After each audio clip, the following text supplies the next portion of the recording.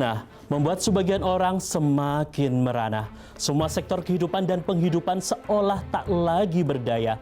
Ekonomi, sosial, budaya, hingga pariwisata dibatasi karena terpaksa sebagai upaya memutus mata rantai penyebaran virus yang telah merenggut banyak nyawa. Sejumlah objek wisata terpaksa ditutup, tentu membuat banyak orang kalang kabut. Praktis, pemasukan dan pendapatan terhambat. Lantas, apakah kondisi pariwisata kita tengah sekarat? Pemirsa, inilah Sopo Aruh dengan tema Wisata Merana Karena Corona.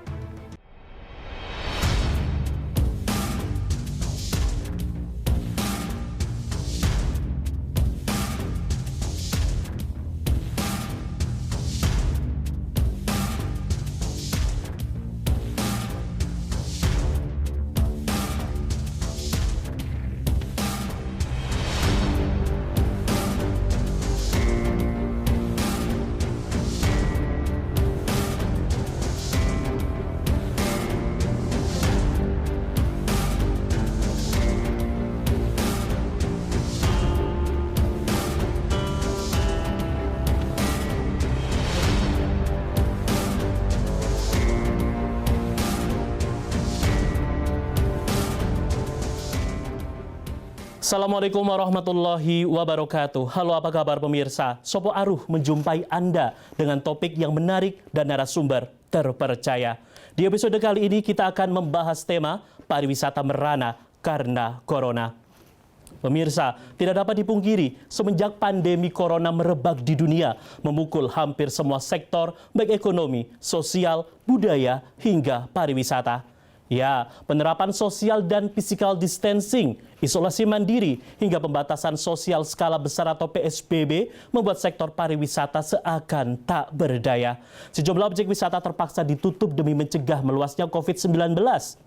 Otomatis memberikan pengaruh yang begitu signifikan bagi para pelaku wisata. Untuk membahas topik kita kali ini, kita telah terhubung dengan Kepala Dinas Pariwisata Kabupaten Bantul, Bapak Quintoro Heru Prabowo. Assalamualaikum Pak Quin. Waalaikumsalam Mas, selamat siang seluruh pemirsa yang ada. Mantul, seperti hari ini bisa bergabung dengan ATP. Oke, dan juga ada Ketua Forum Silaturahmi Pelaku Pariwisata Indonesia atau FSPPI, Mas Hardianto Wibowo. Apa kabar Mas Bowo?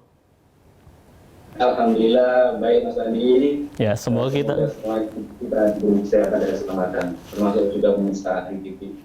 Baik pemirsa, kita ke Mas Bowo terlebih dahulu. Mas Bowo, seberapa signifikan imbas dari adanya pandemi COVID-19 terhadap teman-teman pelaku pariwisata? Seperti kita ketahui, FSPPI ini anggotanya terdiri dari pengelola objek wisata, pengusaha kuliner, oleh-oleh, hingga biro tour and travel. Seberapa signifikan imbasnya Mas Bowo? Ya, dampaknya memang sungguh sangat signifikan sekali ya dari adanya corona ini.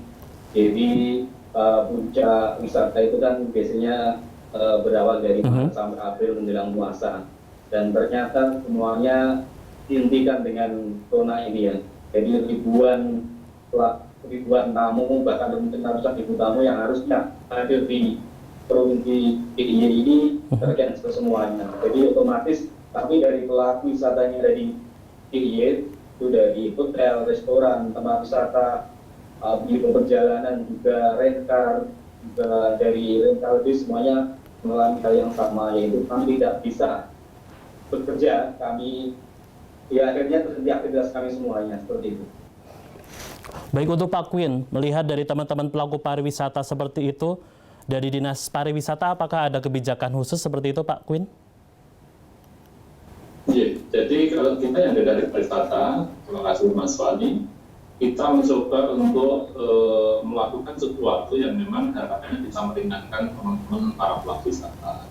Toh ketika penutupan objek wisata ini adalah menjadi bagian dari kebijakan baik nasional maupun di daerah di DIY, masuk atau melakukannya, dikarenakan memang salah satu pertimbangannya dikhawatirkan pariwisata justru nanti menjadi satu kluster penyebaran COVID. Sehingga kita sepakat untuk sementara untuk menyelamatkan banyak orang, lebih baik kita untuk sementara menonaktifkan pariwisata.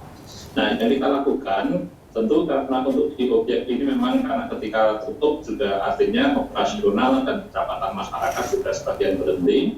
Nah, untuk yang di hotel restoran kita di tahap pertama kita langsung memintakan dispensasi untuk tidak membayar pajak hotel dan restoran. Kita kemarin 3 bulan dan sudah di ACC April, Mei, Juni, insya ini sudah nanti kalau memang belum memungkinkan lagi tentunya akan diperpanjang untuk mengurangi beban dari teman-teman hotel dan restoran. Di samping itu juga kemarin sudah berusaha melakukan negosiasi pada PLN. Karena hitungan PLN kemarin kan terutama teman-teman di hotel ini yang sangat berat. Bulan Februari dasar penelitian bulan April Mei ini kan pakai dengan Februari. Sementara Februari masih banyak tamu sehingga pemakaian listrik masih tinggi. Sementara untuk April Mei sudah tidak ada tamu. Tidak ada tamu tapi listrik tinggi juga kasihan. Walaupun kemarin kebijakan memang ada di PLN dan belum direalisasikan. Tapi pada prinsipnya kami berusaha termasuk koordinasi ke provinsi sampai ke kementerian untuk bagaimana kita melakukan sedikit sentuhan pada teman-teman pelaku usaha. Tentu kalau yang sekarang yang sudah kita siapkan bagaimana nanti mendorong terjadinya recovery ini karena kita lihat UDY relatif grafik ini sudah mulai turun, harapannya nanti stabil. Sehingga nanti untuk rencana setelah kemudian kalau memang dirasa semuanya sudah kondusif, mudah-mudahan nanti bisa kita tolong dan kita melakukan upaya di lapangan untuk mempersiapkan segala sesuatunya, terutama memenuhi protokol kesehatan dan juga kalau di PIY ditambah protokol keamanan dan juga kebersihan. Harapannya nanti betul-betul nanti bisa segera memulihkan pada pelaku wisata yang selama ini memang terdampak sangat luar biasa. Baik, Mas Bowo, apakah kebijakan dari pemerintah tersebut sudah dirasakan oleh teman-teman pelaku pariwisata dan apakah mungkin ada keinginan atau harapan kepada pemerintah terkait kebijakan yang seharusnya dilakukan untuk teman-teman pelaku pariwisata seperti itu, Mas Bowo? Oh ya, betul. Jadi sebagian dari kebijakan tersebut termasuk juga mungkin bantuan sudah dirasakan oleh beberapa teman ya. Jadi banyaknya pelaku wisata yang ada di Jogja mungkin liburan itu benar kami memahami juga bahwa tidak semuanya bisa tercover dengan jadi tentunya kedepannya sih ini sudah situasinya sudah seperti ini, kita mau menghadapi normal, jadi kita minta kepada pemerintah adanya kebijakan yang sifatnya mungkin promosi atau mungkin dan sebagainya kita dibutuhkan untuk jadi mengalokasikan dana yang promosi menyebabnya untuk menggerakkan kembali pariwisata di Yogyakarta ini.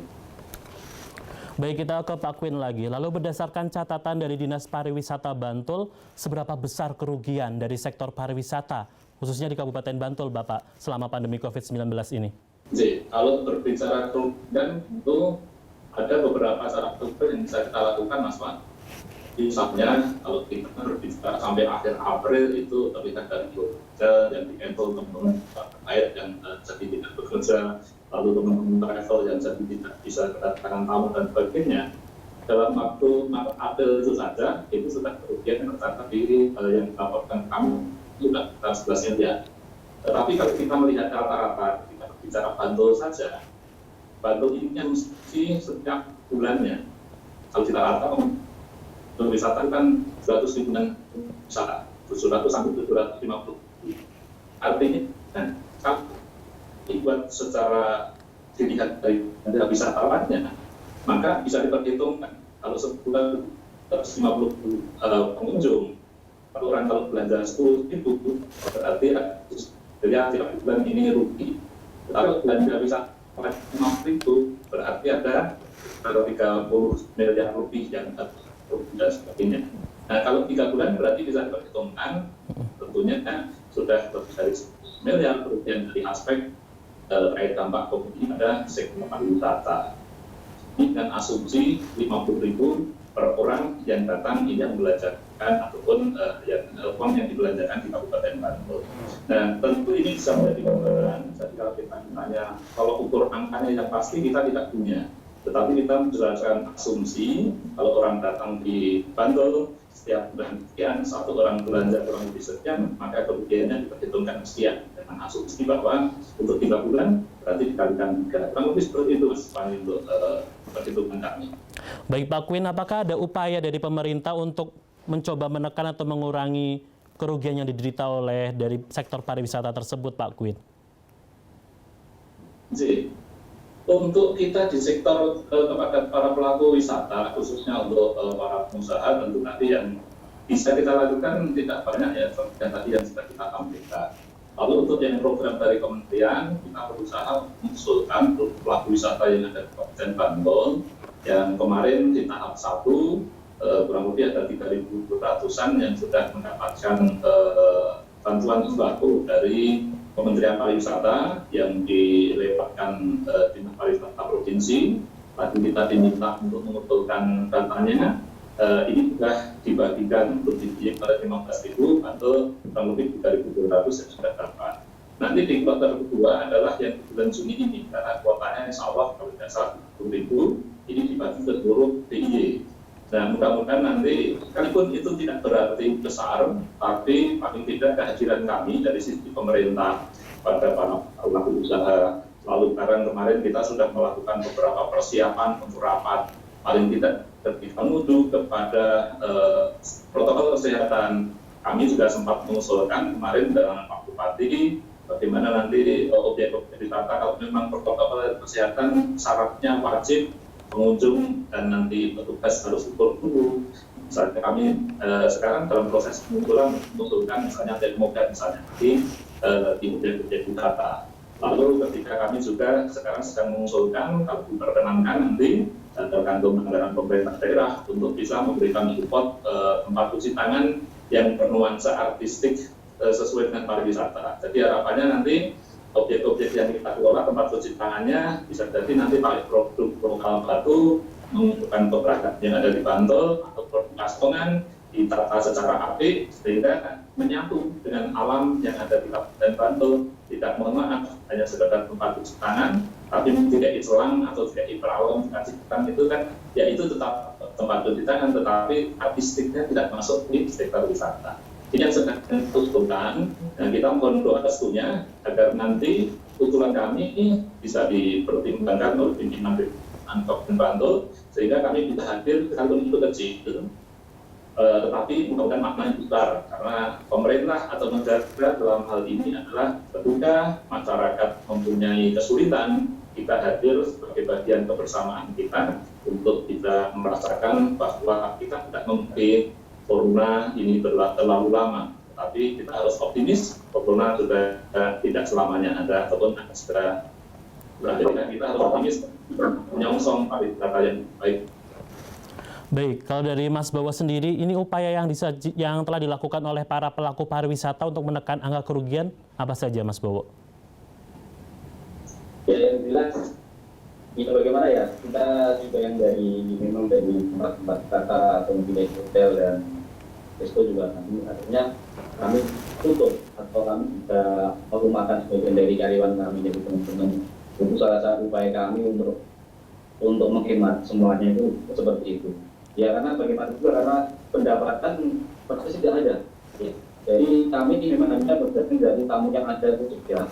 Terus akhirnya nol sekali wisatawan yang berkunjung juga dan pendapatan tidak ada.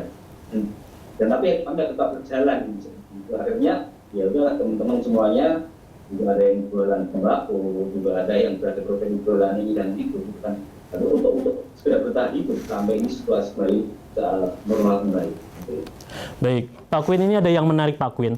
Bagaimana tanggapan Pak Kwin di masa pandemi juga ada objek wisata nih di Kampung Edukasi Watulumbung, Bantul yang dijadikan sebagai gria karantina. Ini bentuk wujud partisipasi pelaku wisata peduli terhadap dampak penyebaran COVID-19.